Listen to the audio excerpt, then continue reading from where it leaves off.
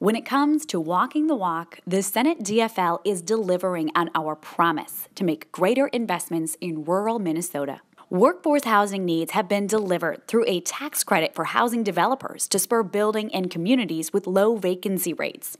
We also invested in Minnesota's workforce by creating rural career coordinators to connect young people with jobs in their communities, plus an additional $8 million increase to the Adult Workforce Development Grants Program. So we had two bills, a rural task force bill where we established rural career counselors to go into the schools and kind of connect the dots between students and businesses and schools.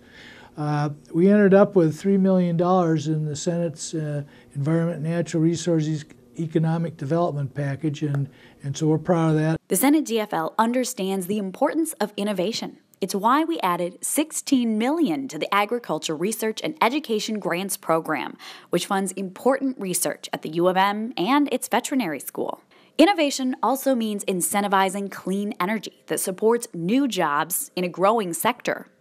The Senate DFL put $5 million toward incentives for biofuels, renewable chemicals, and biomass thermal energy, making Minnesota one of the best places in the world to practice and produce biofuels technology. Between education and some economic work that we're doing in trying to keep our students at home and help people get to work, we think that we've done a pretty good job this year.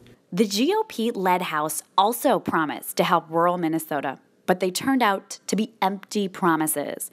With scant funding for broadband, tax cuts that will primarily help the metro, and major cuts to health and human services like eliminating Minnesota Care, it's clear the Republicans are only talking the talk when it comes to serving the rural part of our state.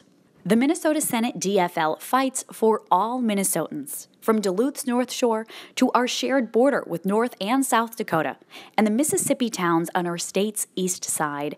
We make it our goal to ensure every Minnesotan's quality of life is a little bit better each year.